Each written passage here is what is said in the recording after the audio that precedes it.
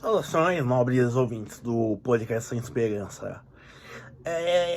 Para começar, como eu havia prometido, para o vídeo de quinta-feira, um texto, um podcast sobre como eu, pelo menos, enfrento as coisas, e me rebelo. E como as pessoas, na minha opinião, deveriam se revoltar contra aquilo que ela considera desigual. E como todo mundo, a maioria dos idiotas que só vem me xingar aqui e me chamar de bolsonarista, eu já vou apresentar parte dos livros que me levaram, a ter essa ideia, do não como modo de vencer. O primeiro é do Desobedecendo, do Henri Thoreau.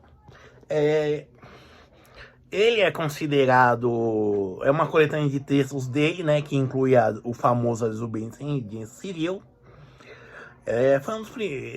Ele é considerado um anarquista, individualista, primeiro. E além de primeiro homem preocupado com causas ambientais. O segundo livro é O Único e a Sua Propriedade, do Max Steiner. Também anarquista e até contemporâneo de Karl Marx. Não chegaram a ter uma interação, um grande envolvimento entre os dois, mas eles estavam próximos e no mesmo meio, praticamente, E o Homem Revoltado, do Albert Camus, que não é comunista por filiação, não era, que infelizmente não morreu, mas por crença mesmo, por fé na ideia.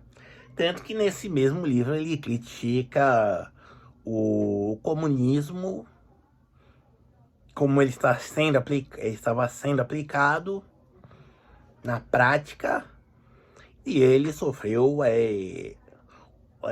a repressão disso, entre eles pelo grande Jean-Paul Sartre, que era amigo dele e virou inimigo. Mas só para começar, são livros que, na medida do possível, eu leio e releio, Em especial, a Desobediência Civil foi um dos primeiros textos sobre política que eu li na vida, lá para os meus 16, 17 anos. E esse livro aqui, o Desobedecendo, eu vi numa biblioteca aqui perto de casa. Perto de casa não, morava no Jaguar, certo? A biblioteca infelizmente fechou, e eu consegui comprar num sebo, O Único e Sua Propriedade tem em várias sites pela internet. E do Camus eu provavelmente também tenho muito pela internet. O Homem Revoltado é capaz de ter, por exemplo, sites como o Lê Livros, Mas tudo isso é para dizer, e já começa como o Camus falou, o que é ser revoltado, o que é um homem revoltado. Ele resume, um homem que diz não, certo? E quando eu digo isso, e incluem os outros autores, quando eu incluo os outros autores, não quer dizer simplesmente declarar guerra ao mundo, mas se recusar a agir, a desobedecer, certo? E tudo no âmbito da passividade, digamos assim. Essa revolta, digamos assim, que os autores como se diz, não definem principalmente o Turro, é uma revolta pacífica.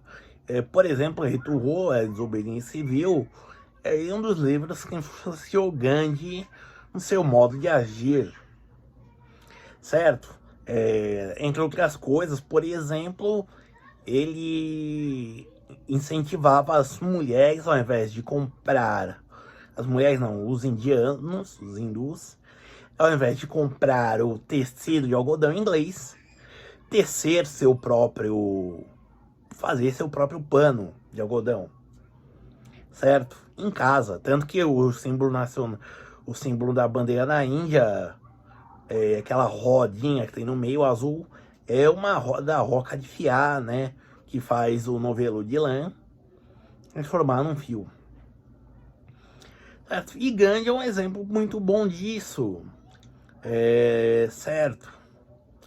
Porque, por exemplo, ele recebia ordens de prisão e ia se entregar. E foram tantas prisões e saídas, entradas e saídas da cadeia, que os carcereiros já viraram conhecidos dele, né? E então, isso, a independência indiana, em 1947, se não me engano, Gandhi é morto em 48, né? Foi pacífica, certo? Outro exemplo de resistência pacífica, dois em um, na verdade, é o do homem que para a coluna de tanques. Naquele vídeo famoso, o homem sozinho simplesmente se põe na coluna de tanques. E outra quem desobedeceu foi o comandante do tanque, que disse não. Porque as tropas chinesas tinham licença para matar.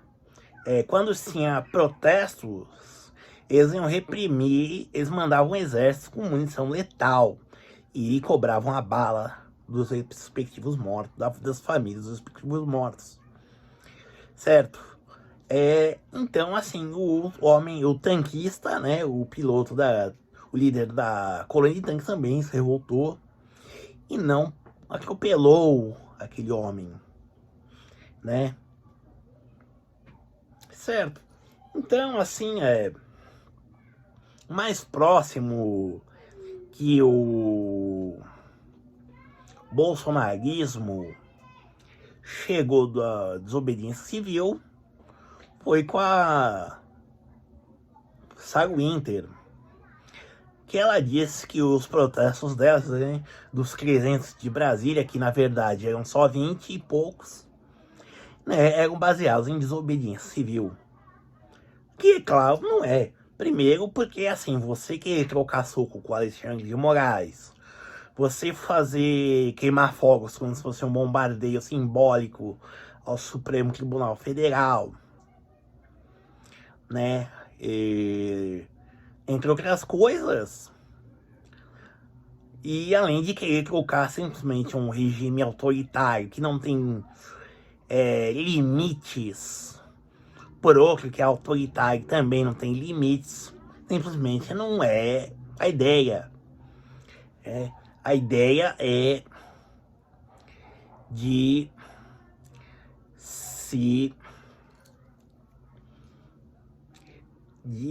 basicamente viver a sua vida em paz, certo? E de não aceitar e de objetar imposições que você considera injustas, certo? E nisso, principalmente o Max Steiner, ele define isso muito bem, é a questão da liberdade e dos direitos. Isso enquadra bem a ideia de luta, no caso pacífica. É que a liberdade, ela não é conseguida pela concessão de um poder. Por exemplo, a Constituição diz que nós temos liberdade de expressão sendo vedado o anonimato, por exemplo. Certo? Só que, porém, existem limitações para essas liberdades de expressão. Certo? Por exemplo, uma pessoa dizer que prefere um regime autoritário é crime. Certo? É tipificado. É uma coisa bem interessante, é que para praticamente todo tipo de ação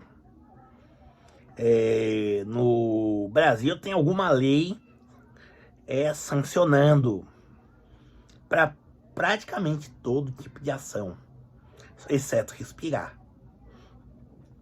Certo? E bom, voltando, é isso que é o direito. O direito é uma concessão, né, que o poder faz, que o sistema faz, né, a você. E como é uma concessão, ele pode retirar de acordo com a sua vontade, a sua necessidade. Um exemplo disso é que grupos do Telegram, por mera denúncia,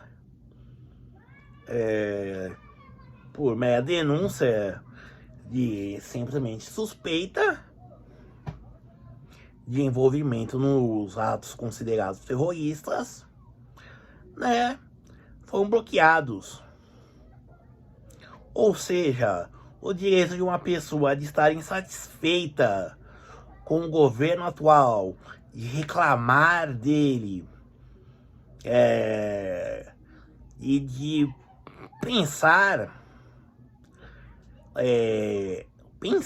mesmo, discutir o modo de enfrentá-lo, no caso, infelizmente, ativamente, né, partindo para porradaria e para destruição, é considerado crime, é sancionado.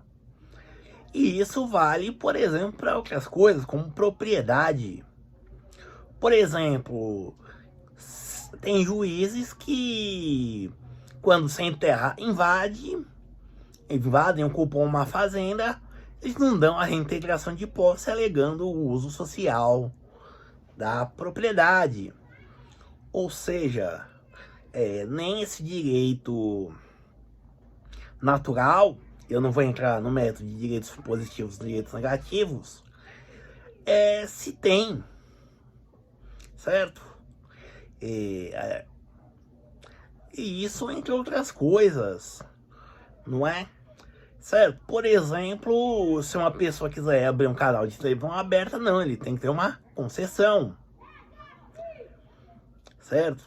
E isso entre outras coisas, né? Que são concessões. Tudo que é considerado um direito é algo que pode ser retirado. E a liberdade, que é algo